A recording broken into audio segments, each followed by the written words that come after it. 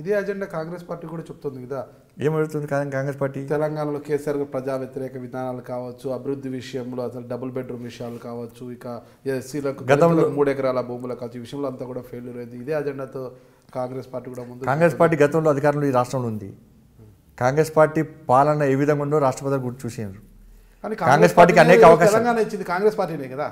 కానీ బీజేపీ మద్దతు తెలుపుతుంది. ఆయన బీజేపీ మద్దతు కూడా కాంగ్రెస్ పార్టీ తెలంగాణ ఎట్టిస్తుండే?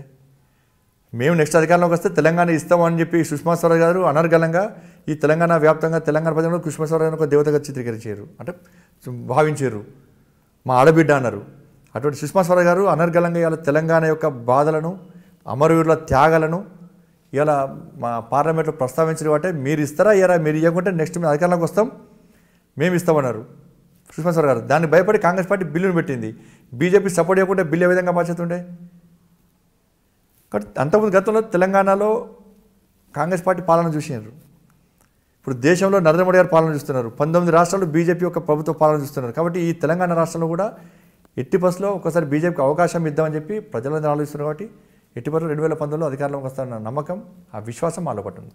ఆంధ్రాలో కూడా బీజేపీ పటిష్టతకు బలోపేతానికి ఏమైనా చర్యలు తీసుకుంటున్నారా? ఇక ఆంధ్ర అంటే అక్కడ నాయకత్వం అడితే ఈ ప్రశ్న బాగుంటుందండి. ఎందుకంటే నేను జాతీయ నాయకుడిని కాదు, నేను రాష్ట్ర నాయకుడు, నేను కార్యకర్తను, మామూలు కార్యకర్తను, రాష్ట్ర అధికార ప్రతినిధి, మా సామాన్య కార్యకర్తను, సామాన్య కార్యకర్తను. అంతేనంటే అది నా పరిమితిని దాటినటువంటి ప్రశ్న. రాష్ట్ర అధికార ప్రతినిధిగా మీరు సామాన్య రాష్ట్ర అధికార ప్రతినిధి రాష్ట్రం నుంచి అడిగిన చెప్పింది నేను. కానీ ఆంధ్రాకి సంబంధించి అంటే ఆంధ్రలో నాకు తెలిసి ఉన్నటువంటి సమాచారం ప్రకారము చాలా పరిశ్రమైనటువంటి పార్టీ భారతీయ జనతా పార్టీ. ఎందుకంటే చాలా బాగుంది. అంటే క్యాడర్ కాదు 10 ఏళ్ళు కావాలి ప్రత్యేక హోదా. వెంకయ్య నాయుడు గలం విప్పి రాజ్యసభలో పెద్ద ప్రత్యేక హోదా విషయంలో నాకు ఎక్కువ అవగాహన లేకున్నప్పటికీ ప్రత్యేక హోదా కంటే ఎక్కువ కూడా ఇప్పుడు అభివృద్ధి ఆంధ్రలో జరుగుతున్నాయి. జరుగుతుంది ఆంధ్ర చూసారా మీరు? అవగాహన లేవాటి చూస్తున్నాం, మీడియా చూసి కానీ అక్కడ ఉండే సమాచారం మా కార్యకర్తలు కానీ సామాన్య ప్రజలు సమాచారం మధ్య టూర్కి వెళ్తుంటే చూస్తున్నాం. కాబట్టి తెలంగాణలో 2019లో బీజేపీ జెండా పాత్రం ఖాయం అంటారు మీరు? ఎట్టి బస్సులో అధికారం రావడం ఖాయం. రాష్ట్ర పరిస్థితి పక్కన పెడితే కరీంనగర్లో గంగుల కమలాకర్ పైన మీరు గెలవగలుగుతారా? గెలుస్తాము అటువంటి ఒక సంకేతాన్ని గత ఎన్నికల్లో ప్రజలు ఇచ్చారు. గెలిపిస్తామన్న సంకేతం అనుకోకుండా సమయం లేకపోవడము, ఈ గ్రామాల విషయంలో ఎక్కువ నాకు సంబంధాలు లేకపోవడం, అయినప్పుడు కూడా గ్రామాలు ఎక్కువ ఓట్లు రావడం. కాబట్టి ఈసారి ఎట్టి పరిస్థితుల్లో ఒకసారి అవకాశం ఇవ్వాలని చూస్తున్నారు. కాబట్టి పార్టీ నాకు టికెట్ ఇచ్చినా ఇంకెవరికి టికెట్ ఇచ్చినా కూడా కరీంనగర్ అసెంబ్లీ కాన్స్టిట్యూన్సీలో ఎట్టి బస్సులో భారతీయ జనతా పార్టీ గెలవడం ఖాయం. కమలాకర్ గారి మీద అంత వ్యతిరేకత వచ్చిందంటారా? ఇప్పుడు చెప్పిన పథకాలన్నీ అవే కదండి. ఇప్పుడు చెప్పిన పథకాలన్నీ ఏమి అభివృద్ధి గురించి పట్టించుకోవడం లేదని మీ అభిప్రాయమా?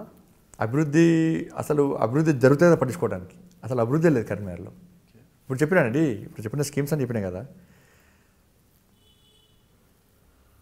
రోడ్ల విషయంలో, నీటి విషయంలో, స్థానికంగా ఉన్నటువంటి కనీస సౌకర్యాల విషయంలో ఎక్కడ కూడా కనీసం రోడ్డుకి ప్రజలు ప్రశాంతంగా నడిచే పరిస్థితి లేదు. యూజీడీ పేరుతోనే మొత్తం రోడ్లన్నీ తవ్వుతున్నారు, పైపు లీకేజీలు మొత్తం. అంటే కనీసము కార్పొరేషన్ పరిస్థితి ఏంటంటే సామాన్య వ్యక్తిపై ఏమైనా దరఖాస్తు చేస్తే కనీసము ఆయనకు ఆ పని న్యాయంగా జరుగుతుందన్న నమ్మకం ప్రజల పట్లేదు.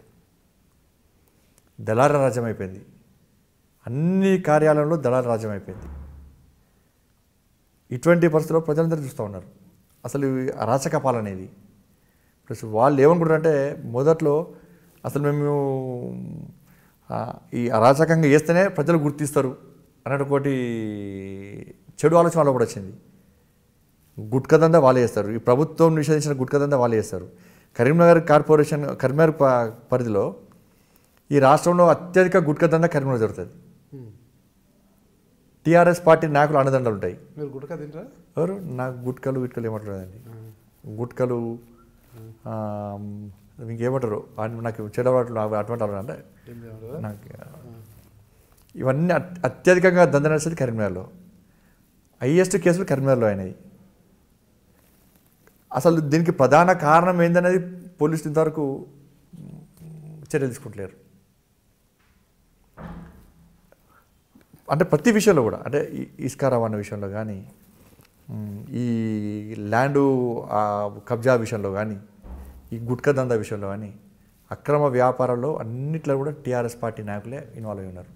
ఇది వాస్తవం. ఇది కానీ వ్యాపారస్తులు కానీ సామాన్య ప్రజలు అందరూ గుర్తిస్తున్నారు. కానీ వీళ్ళందరూ గుర్తిస్తున్నారని చెప్పి మాత్రం టీఆర్ఎస్ పార్టీ గుర్తిస్తలేరు. మేము డబ్బులు సంపాదించుకోవాలి, జేబులు వేసుకోవాలి, తర్వాత ముచ్చట.